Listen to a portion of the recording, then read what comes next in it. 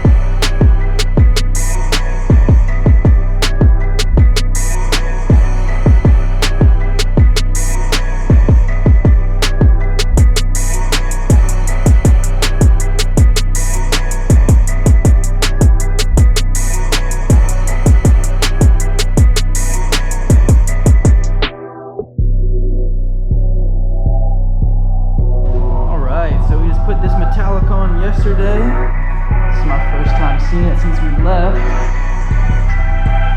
Dang. Splatter paint, black and gold.